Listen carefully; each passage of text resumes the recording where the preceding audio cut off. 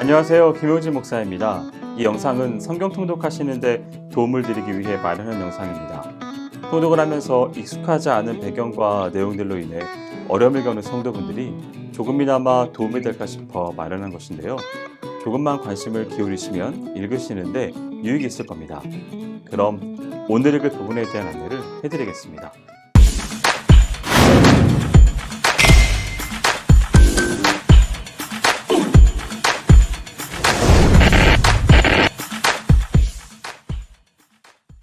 오늘 읽을 본문은 열왕기하 14장과 역대하 25장입니다. 열왕기하 14장은 12장에서 소개된 요아스의 유다 통치 기사 내용과 이어지는 전반부와 13장에서 다루어진 요아스의 이스라엘 치세와 관련한 이야기가 이어지는 후반부로 구성되어 있습니다. 1절에서 22절은 유다의 9번째 왕인 아마샤의 통치와 그 기간 동안에 발생한 사건들을 다루고 있는데 그의 선정과 실정을 기록한 내용과 모반에 의해 죽임을 당하는 최후를 기록한 부분이 주요 내용입니다. 특히 본 단락은 아마샤가 에돔을 치기 위하여 이스라엘의 원정군을 청하였던 것이 화근이 되어 최초로 이스라엘과 유다 간의 전쟁을 유발시키는 장본인이 되는데 이것이 원인이 되어 아마샤는 모반을 당하는 결과를 맞습니다. 한편 본 단락에서 유다와 이스라엘 간의 전쟁을 다루고 있는 것은 다음과 같은 의미가 있습니다. 즉 유다는 요아스 시대의 제사장 여호야다에 의해서 아달랴가 처단됨으로 말미암아 이스라엘과 맺었던 인연이 완전히 단절되었습니다. 그런데 아마샤는 그의 조상 여호사밧과 같이 이스라엘과 다시 동맹을 맺으려 했던 것입니다. 따라서 이 일은 하나님의 역사 섭리에 대한 거역이었을 뿐만 아니라 인위적인 남북 왕국의 통일 가능성이었기 때문에 하나님은 두 나라 간의 전쟁을 일으켜서 그 관계를 끊게 하셨고 아마샤는 이 일로 인하여 심판을 받은 것입니다. 23절에서 29절은 북이스라엘 왕국이 역사에서 가장 길고도 번성한 기간을 치리한 여로보암 2세의 통치가 소개됩니다. 물론 본 단락에 나타난 여로보암 2세의 치적과 영토의 확장은 그에 붙인 요아스 때부터 추적되어 온 것이긴 하지만 그럼에도 불구하고 여로보암이 이와 같이 큰 영토를 차지하고 국력을 과시할 수 있었던 것은 그의 선함 때문이 아니라 하나님께서 이스라엘의 고난을 긍휼히 보셨기 때문입니다. 그리고 하나님이 이스라엘에 대한 심판을 연기하시는 것 또한 하나님께서 이스라엘을 도말하지 않으시겠다고 하신 언약의 말씀 때문입니다. 더불어 여로보암이 그 조상의 범죄를 계속 견제하고 있음에도 불구하고 그의 선왕 요아스를 계승하여 계속적인 영토 회복 사업에 나서므로 그 국력이 회복의 절정을 달한 것은 곧 이스라엘에 대한 하나님의 언약과 긍휼의 역사가 지속적으로 성취되고 있음을 증거하는 것입니다. 역대 25장은 요아스의 아들로서 유다의 9번째 왕이 된 아마샤의 선정과 그의 실정에 관하여 기록하고 있습니다. 따라서 앞에 열왕기하 14장과 연결하여 읽도록 배치하였습니다. 1절에서 13절은 아마샤가 그의 통치 초기에 행한 선행과 통치자로서 보여준 그의 훌륭한 자질에 대하여 소개하고 있습니다. 특히 부왕을 죽인 신복들에 대한 정치적인 처우나 에돔과의 전쟁에서 나타난 그의 통치자적 자질이 부각됩니다. 이러한 본 단락은 크게 하나님의 뜻에 순종한 것과 그에 대한 하나님의 복으로 구분할 수 있습니다. 이 같은 본 단락에는 열왕기에 언급되지는 아니한 하나님의 사랑이 나타나고 있습니다. 그래서 유다와 함께하고 아마샤 왕과 함께하신 하나님의 인도하심과 그분의 은혜를 부각시킵니다.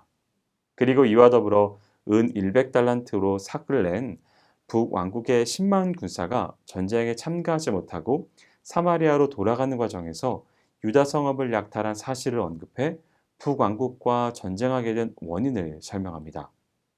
그래서 아마샤의 실수가 북왕국 군사들의 행위에 의한 것임을 나타냄과 동시에 무지하고 어리석은 행위에 대해 보응받은 것임을 드러냅니다. 14절에서 16절은 압달렉에서 나타난 아마샤의 선정이 악정으로 바뀌는 대목입니다. 다시 말해서 본 단락은 어이없게도 아마샤가 자신이 정복한 에돔의 우상들을 가져다가 자기의 신으로 세우고 경배한 사실이 기록되어 있습니다. 그래서 이에 대하여 여호와께서는 한 선지자를 보내어 아마샤 왕을 멸하시기로 하셨다는 경고의 말씀을 전하십니다. 아마샤가 에돔을 쳐서 승리할 수 있었던 것은 그 자신의 용맹에서가 아닐 뿐만 아니라 그의 군대가 강해서도 아니고 전적으로 여호와의 도우심 때문이었습니다. 그럼에도 불구하고 그는 마치 자기의 힘으로 승리를 한 것인 양 세일 자손의 우상들을 가져다가 자신의 신으로 삼았습니다. 그가 그 우상들을 자기 신으로 삼은 것은 오로지 자기의 승리를 과시하기 위한 교만 행위였습니다. 이같이 함으로써 그는 자신에게 승리를 가져다 준 여호와를 저버리고 도리어 자기 백성조차 구원치 못한 세일의 우상들을 높인 셈이 되었습니다. 이것은 바로 하나님의 은혜를 제대로 깨닫지 못한 어리석은 자들에게서 찾아볼 수 있는 교만의 전형적인 예가 됩니다. 이에 대해 하나님께서는 아마샤에게 한 선지자를 보내셔서 그의 어리석음을 일깨워 주셨습니다. 이때 그는 마땅히 자신의 어리석음을 인정하고 회개했어야 했습니다. 그러나 오히려 아마샤는 그 선지자를 협박하여서 진리를 말하지 못하게 하였습니다. 죄악의 길에 서서 그것만을 고집하는 아마샤에 대하여 선지자는 단지 하나님의 심판을 전할 수밖에 없었습니다. 17절에서 28절은 아마샤가 우상을 숭배한 것이 원인이 되어 하나님으로부터 진노를 받아 멸망을 당하는 장면이 기록되어 있습니다. 즉 아마샤의 멸망을 기록한 본 단락은 그의 교만으로 인한 1차적인 심판과 2차적 심판으로 구분됩니다. 아마샤는 북이스라엘 왕 요아스에게 경멸적인 조언을 받고 도전했지만 결국 패하고 마는데 그것으로 인해 아마샤 자신과 그의 성읍은 참화를 당하고 맙니다.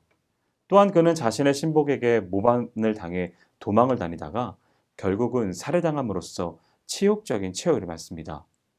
이를 통해 본서 기자는 열왕기와는 달리 아마샤의 우상 숭배 사실을 언급하고 나서 그가 당하는 하나님의 심판을 기술합니다.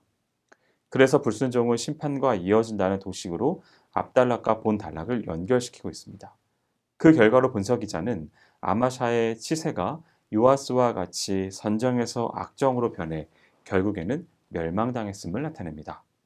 여기까지 열왕기하 14장과 역대하 25장을 성경 통독하실 때 도움이 될 만한 내용을 전해드렸습니다. 혹시 이 외에 질문 있으시거나 나누고 싶은 이야기가 있으시면 밴드나 댓글로 달아주시면 필요한 도움을 드리겠습니다. 그럼 내일 다시 만나도록 하겠습니다. 통독 화이팅 하세요.